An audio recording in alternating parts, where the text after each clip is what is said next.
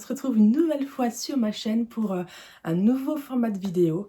Je vais vous parler aujourd'hui d'un truc super important en couture, les finitions. Et donc qui dit belle finition dit aussi bons outils pour aboutir à de belles finitions. Donc tout d'abord, je vais de nouveau me présenter pour ceux qui me découvrent par cette vidéo. Moi c'est Cécile, ma chaîne c'est Le Graouli qui coud. Vous pouvez me trouver sur d'autres réseaux sociaux sous le même pseudo. N'hésitez pas, comme d'habitude, à vous abonner pour me soutenir, me laisser un petit commentaire pour faire un petit signe de votre passage et m'encourager à faire d'autres vidéos. C'est toujours agréable d'avoir des petits retours sur le travail qu'on a fait. C'est très agréable, ça fait chaud au cœur et je vous remercie vraiment tout plein. Donc on va commencer tout de suite. Pour parler d'expérience en fait, quand on commence la couture, très souvent en fait on néglige les étapes qui vont faire que nos finitions vont être vraiment réussies. J'ai vu récemment un post où un professeur tailleur en fait disait à ses élèves: votre vêtement doit être aussi beau à l'intérieur qu'il l'est à l'extérieur. La personne peut le retourner entièrement et se dire je pourrais le porter en fait à l'envers, il est aussi beau, les finitions sont tellement magnifiques à l'intérieur que finalement je pourrais le porter à l'envers. Et ça a fait tilt un petit peu dans la tête en me disant oui en fait c'est évident, ça donne envie en fait quand on passe un vêtement et que dedans c'est propre, les finitions sont belles, le col est bien plat, ça donne vraiment envie et c'est une satisfaction vraiment supérieure quand on termine un vêtement et qu'il est parfait en fait. C'est difficile parce que oui, on a passé des heures sur notre projet et les finitions peuvent demander des fois beaucoup de temps. Si on se met à faire un ourlet à la main, il y a beaucoup de choses qu'on doit faire à la main parce que justement la machine ne va pas être assez précise et va pas mettre les points pile là où on veut pour que les finitions soient parfaites. Donc pour ce faire, au fil du temps, moi j'ai trouvé des outils qui m'ont aidée.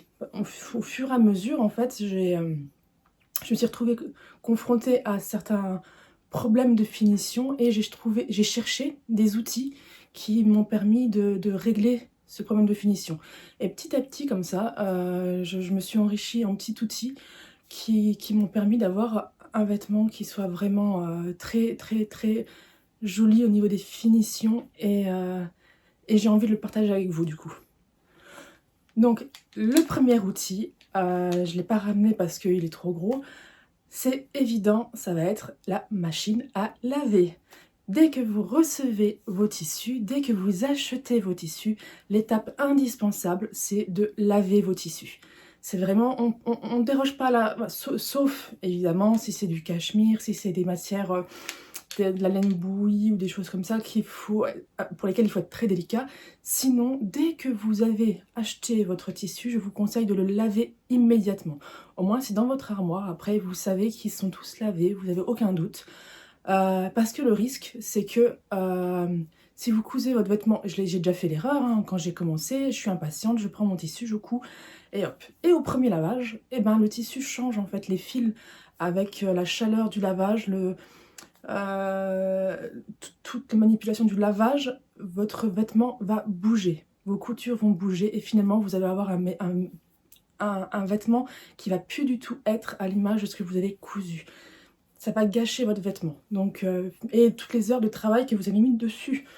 Donc première chose à faire vraiment, c'est de mettre vos tissus à laver sur le même programme que vous allez les laver plus tard. Donc si j'ai déjà vu des personnes, en fait moi je ne le fais pas, mais j'ai vu des personnes qui mettaient au sèche-linge les cousettes qu'ils faisaient. Dans ce cas-là, il faut absolument que votre tissu à peine acheté, vous le mettiez aussi au sèche-linge. Comme ça, il aura eu le même traitement qu'il aura plus tard et il ne bougera plus. Donc ça, c'est déjà la première règle, c'est je lave mon tissu et je le sèche de la façon dont je le sécherai plus tard quand il sera sous forme de cousette. Très important. Après, je le repasse. Donc un bon repassage pour que mon tissu soit bien plat, pour quand je vais poser mon patron dessus, pour pas avoir, parce que s'il est gondolé, s'il est froissé, vous risquez en fait d'avoir une imprécision au niveau de vos pièces. Donc toujours, même s'ils sortent du placard, qu'ils ont déjà été repassés, à la limite remettez un petit coup de repassage dessus parce que forcément il y aura des plis, de la façon dont vous l'avez plié ou rangé, il va y avoir des plis qui se seront formés, donc remettez-le encore à repasser pour justement avoir un tissu bien plat, bien lisse, bien propre.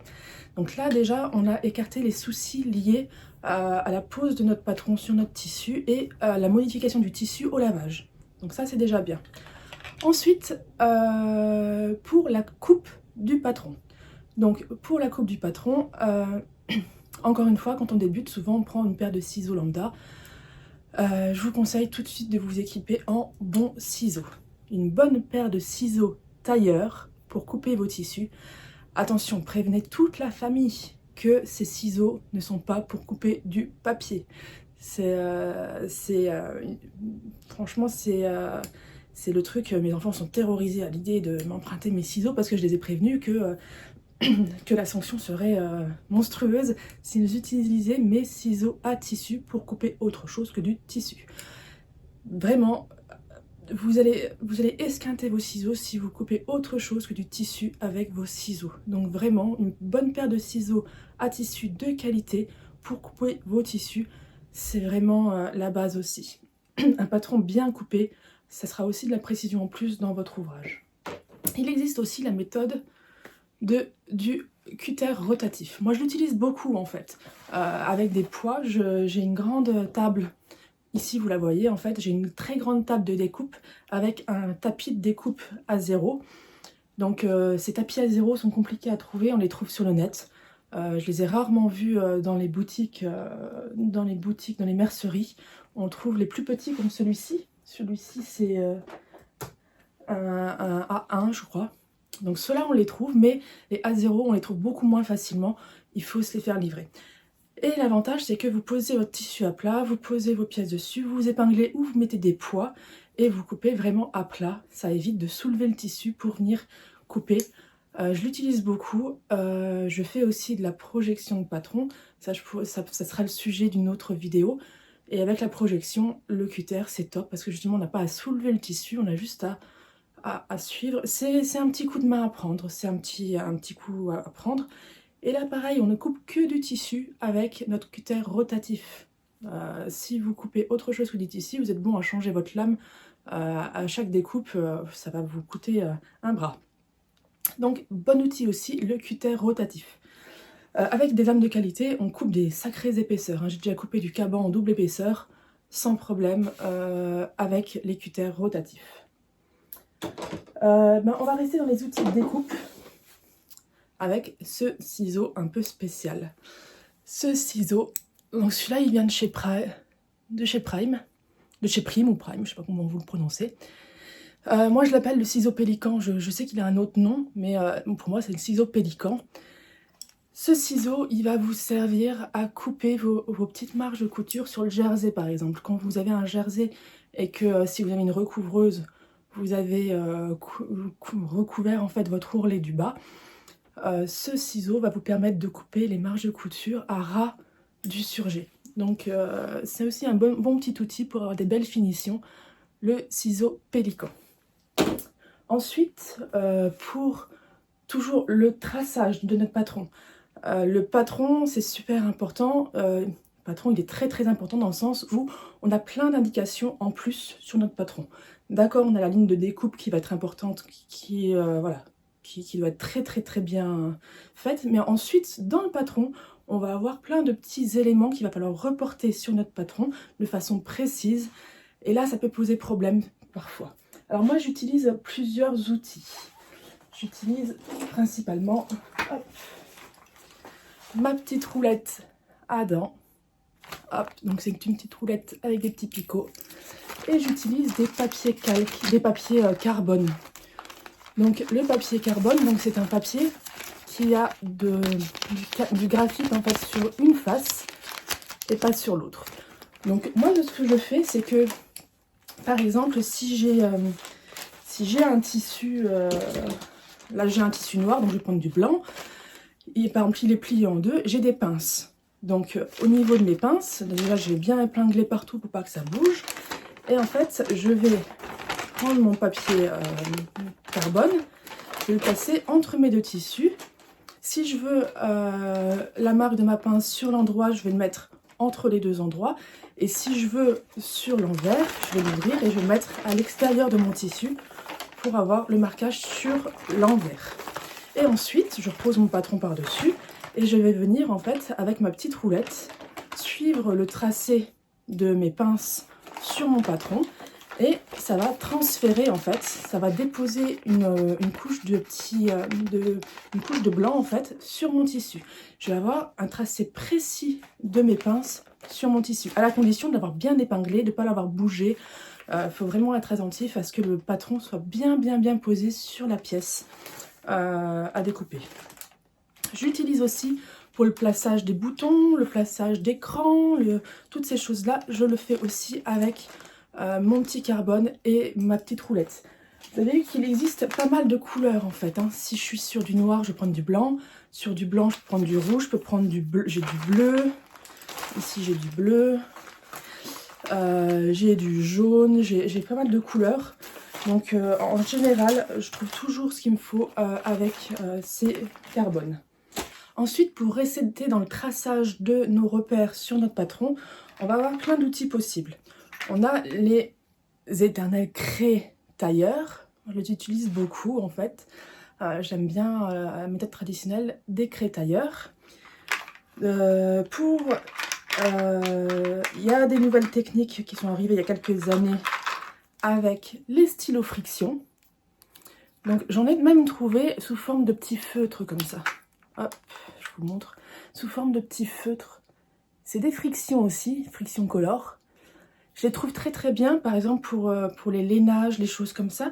Je les trouve très bien parce qu'ils marquent plus que ceux-là en fait, hein, que les pilotes friction qui étaient quand même un peu plus délicats pour le tissu. Donc là aussi on les trouve en plein de couleurs, en rouge. Je les ai même trouvés en fluo. C'est aussi du friction. Donc ça c'est des outils... Donc le friction, je le rappelle, c'est un stylo, une encre qui va s'effacer à la chaleur. Mais attention, faites des essais. Moi j'en suis un peu revenue parce que sur plusieurs de mes ouvrages, j'avais des restes de traces de mes stylos friction. Donc toujours précaution, quand j'ai un cran, je le marque dans la marge de couture. Je ne marque pas, vraiment éviter d'écrire sur votre tissu, sur les pièces apparentes ou même sur l'envers. Des fois j'ai déjà eu le friction qui passait à travers le tissu et qui se voyait sur la pièce extérieure. Donc attention aux frictions. L'encre disparaît mais elle reste quand même là. Et faites un essai. Si vous prenez une chute de tissu, vous écrivez avec du friction, vous mettez un coup de fer à repasser, vous mettez votre tissu au frigo, l'encre va réapparaître. Donc l'encre est toujours là. Donc ça veut dire que si un jour il fait froid dehors, que vous avez écrit d'eau sur votre pièce de dos de votre manteau, ben, l'écriture d'eau va ressortir avec les températures froides de dehors. Donc attention à ces stylos friction qui sont bien, mais à utiliser dans les marges de couture.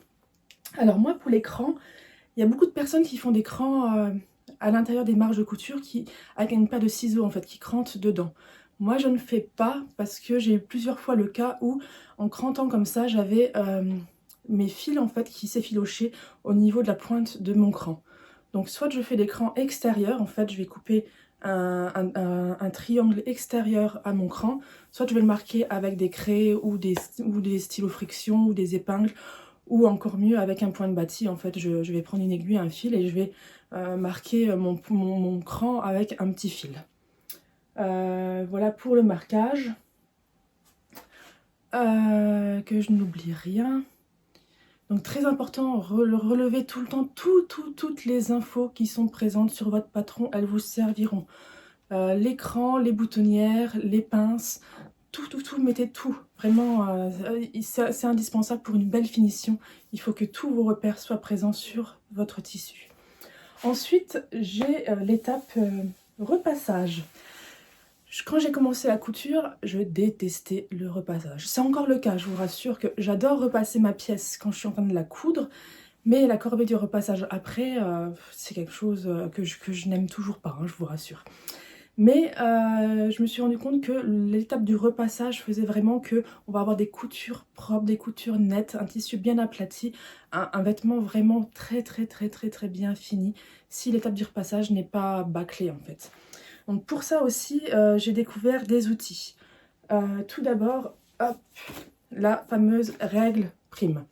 Alors, oui, vous allez me dire, il manque un morceau. C'est-à-dire qu'il a pris un petit coup de cutter rotatif. Ça m'handicape pas, hein, j'ai encore tout ce qu'il me faut dessus, mais il a eu un petit accident. Donc cette règle-là, elle est super bien parce qu'en fait, vous avez des repères tous les centimètres et tous les demi-centimètres même. Donc, mais dans les deux sens. Donc si, moi je l'utilise beaucoup pour les cols, pour tout ce qui doit avoir un rentré à 1 centimètre pour pouvoir être fini. Donc je viens en fait mettre sur mon tissu, au bord de mon ourlet ou de mon repli, je viens replier mon tissu à 1 centimètre et je viens repasser dessus. C'est une matière qui tient la chaleur. Donc en fait, vous n'avez juste à poser votre tissu, à l'aligner sur votre ligne rouge, si c'est à 1 centimètre sur votre ligne rouge, à mettre un bon coup de fer à repasser et votre rentrée est à 1 centimètre partout.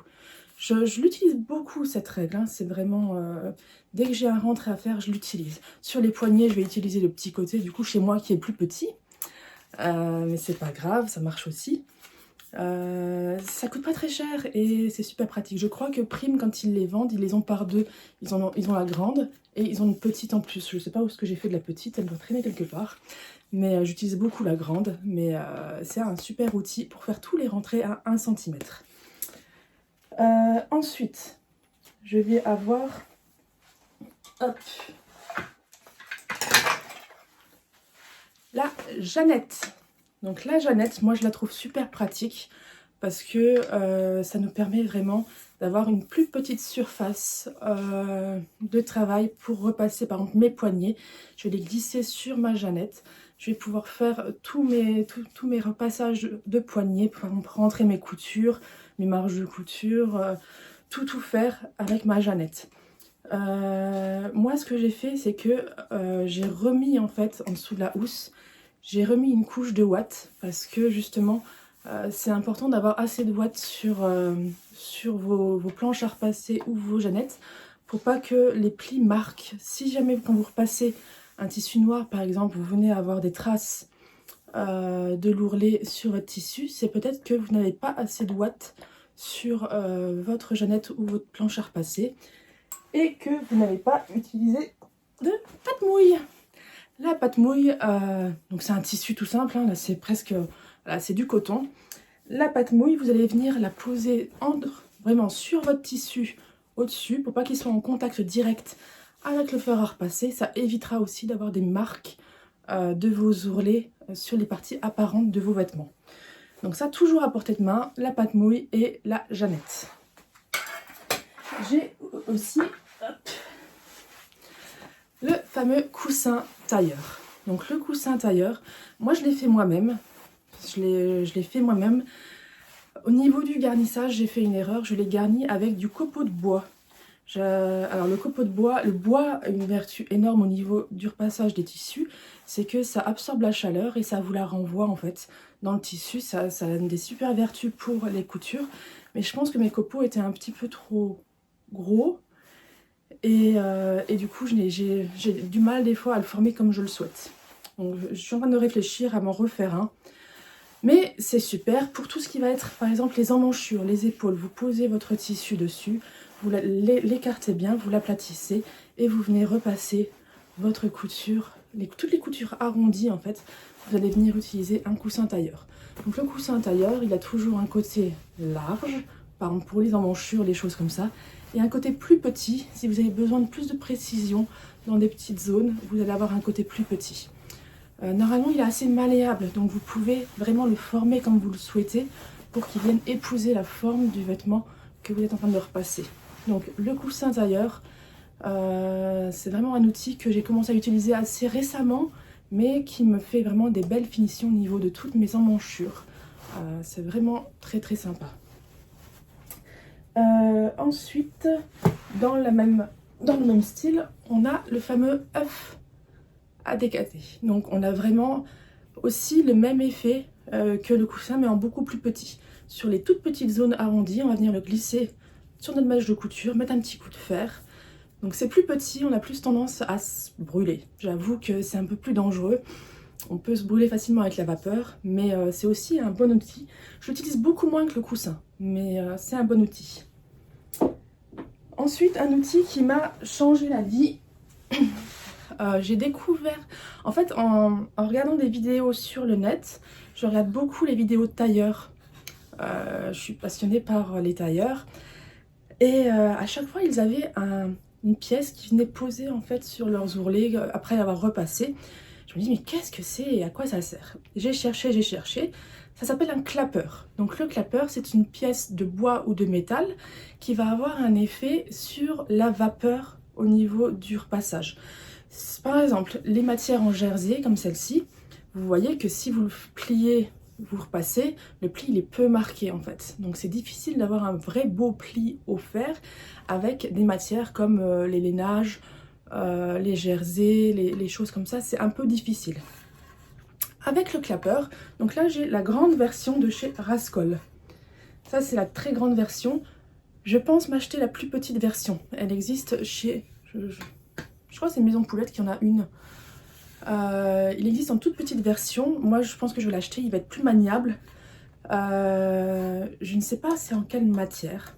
Mais en fait, quand vous venez mettre dans votre jersey plié en deux, vous venez mettre un coup de fer, vous venez poser le clapeur dessus. En fait, la vapeur du repassage va être emprisonnée entre votre table à repasser et votre clapeur. Ce bois-là a la vertu en fait d'absorber la vapeur et de la rejeter. Donc ça va bloquer en fait la vapeur dans le vêtement qui est situé du coup en sandwich entre votre table et votre clapeur et ça va marquer votre pli, mais c'est impressionnant en fait. Je ne peux plus m'en passer. Je l'utilise sur tous mes tissus, y compris le coton, la viscose, tout, parce qu'en fait ça me fait des plis vraiment nickel, qui ne bougent pas. C'est énorme la précision que j'ai gagnée avec ce clapeur. On a aussi sur ce modèle-là une zone plate ici. Donc la zone plate, moi je l'utilise pour tout ce qui va être mes rentrées. Par exemple, je marque mon rentrée à 1 cm avec ma fameuse règle prime. Et après, je viens le poser ici et je viens passer un coup de fer ici. Et je vais avoir le même effet. En fait, la vapeur va rentrer et ressortir et être emprisonnée dans le vêtement avec cette technique-là. On a aussi cette pointe pour les cols. Je vais pouvoir venir rentrer mon col dans le bout de mon clapeur, passer un coup de fer et mon col va être figé dans cette situation-là. Donc très bon outil. Celui-ci, je le trouve un peu gros, mais je sais qu'il existe en plus petit. Juste une petite barrette en fait. Je mettrai une petite photo en incrustation du modèle que je pense acheter. Donc je ne peux plus m'en passer. Donc le clapeur, très important. Ensuite, si on est encore dans le repassage, je vais avoir aussi ce petit outil là. C'est tout bête. C'est un bout de plastique pointu. Ça va nous servir à travailler nos angles. Par exemple, si j'ai un col comme ça, quand je viens de le retourner, je vais pouvoir venir délicatement tirer, pousser en fait mon angle proprement pour le positionner, pour avoir un bel angle.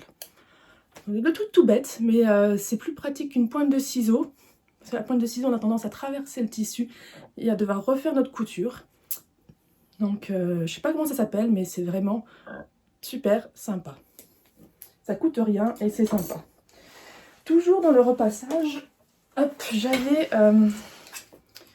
cherché longtemps un tout petit fer à repasser en fait. Il y a plein de marques qui en font, hein. Il y a Prime, il y a Rascol, il y a... j'ai plus le nom, j'en avais essayé un autre en fait, mais qui a été cassé tout de suite. Le petit fer à repasser pour éviter d'allumer ma grosse centrale. Et en fait, par exemple, pour ouvrir mes coutures, ou mes plis religieuses ou des choses comme ça, j'ai porté mon dévolu sur ce petit fer qui vient de chez Cricut. Donc normalement, c'est pas un fer à repasser, c'est une presse. Donc c'est une presse, il n'y a pas de vapeur. Normalement, c'est fait pour tout ce qui va être thermocollant, en fait, les flocages, les choses comme ça. C'est une presse à chaleur pour tout ce qui va de chez Cricut, en fait, hein, pour personnaliser vos vêtements. Moi, j'en suis ravie parce qu'en fait, il chauffe très vite. Faut être attentif s'il n'y a pas de chaleur, donc il faut vraiment travailler avec des pâtes mouilles, des choses comme ça pour pas que ça marque, pour pas brûler notre tissu. Mais moi, je le trouve très pratique. Il est tout petit, il est vraiment sympa. Je travaille beaucoup avec ce petit accessoire. Il y a souvent des ventes privées chez Cricut où on peut trouver ces produits-là beaucoup moins chers. Donc je ne voudrais pas vous dire de bêtises. Je crois que je l'avais acheté une 50aine d'euros. On les trouve même d'occasion maintenant. Donc c'est vraiment sympa comme petite presse. Pour tout ce qui va être travail de précision, on a vraiment un joli petit fer, très très pratique. Donc je suis encore chez Cricut parce que j'avais certains soucis. J'ai un fer à repasser en fait qui adapte sa température à mon tissu. Donc c'est très très très pratique. Je n'ai pas de soucis de brûlure sur mes tissus parce que mon fer s'adapte à la température, adapte sa température à mon tissu. Mais l'inconvénient c'est que quand j'ai du thermocollant à poser, en fait de la triplure thermocollante à poser sur mes pièces de colle ou de parmenture ou de poignée, le problème c'est que des fois il estime que mon tissu il est fragile, du coup il ne monte pas en température et j'ai du mal à coller mes pièces de thermocollant. J'ai été longtemps embêtée avec ça, du coup c'était une étape que je détestais parce que j'étais tout le temps embêtée, ça faisait des plis, ça faisait des machins, c'était pénible, des fois je mettais un coup de vapeur parce que j'en pouvais plus, ça ne tenait pas. Donc j'ai réglé le problème avec une presse Cricut aussi. Donc on peut utiliser, pour les toutes petites pièces, on peut utiliser la petite sans problème. Mais là, c'est la grosse presse Cricut. Donc c'est Easy Press, je crois elle s'appelle. Donc Easy Press de chez Cricut. En fait, je l'avais parce que j'avais personnalisé. J'ai fait de la personnalisation de t-shirts. Et un jour, je me suis dit, mais pourquoi je l'utilise pas pour mon thermocollant en fait? On a une très grande surface de presse. Donc en fait, je pose mon col avec mon thermocollant, je pose ça dessus, je le lance pour 10 secondes et j'ai pas à passer plusieurs endroits. C'est une chaleur très très uniforme, c'est fait pour ça en fait. Quand on fait du transfert de logo sur nos vêtements, finalement c'est le même thermocollant qu'on utilise nous pour renforcer nos tissus. Donc cette presse-là, elle est juste merveilleuse. Je gagne un temps fou. Mes thermocollants maintenant sont posés d'une façon mais vraiment hyper précise. J'ai plus de plis, tout est bien mis. J'ai plus de soucis de ce thermocollant qui est soulevé à la couture. Vraiment, c'est une super machine. Elle a un coût, je suis consciente qu'elle est assez chère. Mais on les trouve d'occasion maintenant. Ils ont sorti, ça c'est le nouveau modèle. Mais on trouve l'ancien modèle du coup d'occasion pour, j'allais dire pas trop cher, ça reste quand même un investissement, mais par rapport à la qualité du produit, on est vraiment, vraiment, vraiment bien. Et on arrête de galérer au moins avec ces problèmes de thermocollant. Des fois, moi j'ai longtemps galéré en fait. Du coup, c'était une étape, des fois j'avais envie de me dire, je mets plus de thermocollant, j'en ai ras-le-bol. Et cette presse m'a beaucoup, beaucoup, beaucoup aidée. Dernier petit outil que ah non, j'en ai encore deux, que je souhaitais vous montrer, c'est ce petit outil pour les boutonnières.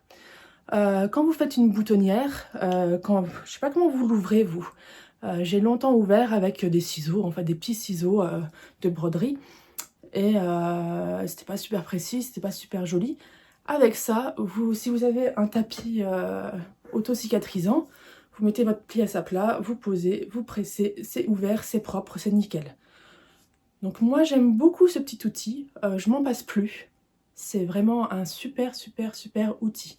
En parlant des boutonnières, on a aussi ça qui existe. C'est une petite colle en fait que vous posez sur votre boutonnière avant de l'ouvrir. Ça va tenir les fibres vraiment en place de chaque côté de la boutonnière et ça va éviter que vous ayez des fils qui ressortent quand vous posez vos boutons en fait. Quand vous mettez et vous sortez vos boutons des boutonnières. Donc ça je l'utilise aussi. Ça laisse pas de traces, c'est assez efficace. Des fois j'oublie de l'utiliser, mais c'est un bon produit à utiliser. Donc ça c'est fait. Et ensuite, où est-ce que je l'ai mise? Là. Ah, j'ai encore ça aussi. Une belle-mère. Ça c'est aussi un super outil.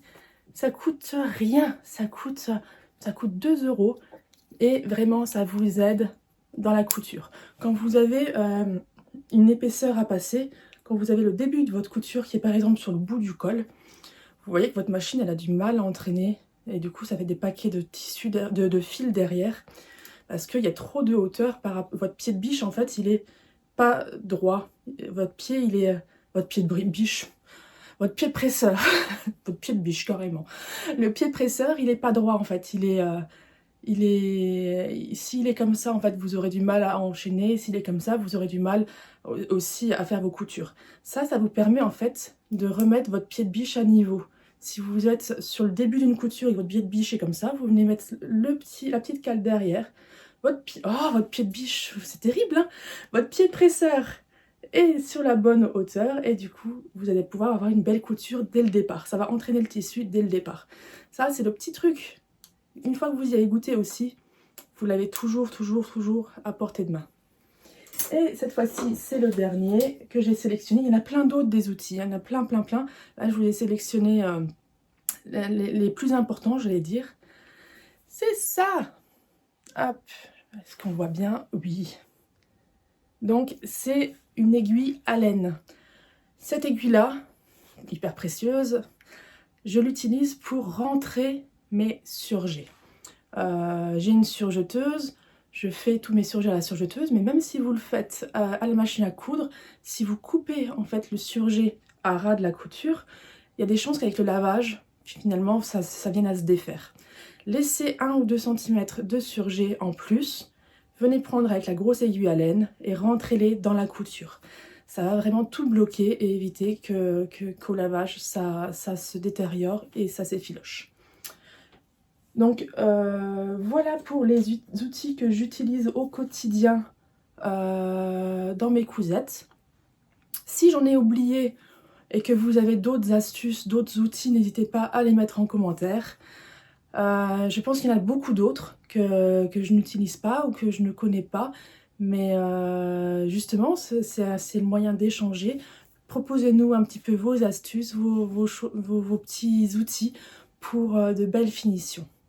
Donc je vais vous laisser là pour cette vidéo astuce sur les finitions. Et je vous retrouve tout bientôt pour... je pense que la prochaine vidéo sera le bilan couture de février. Ou peut-être un bilan projet, je ne sais pas encore.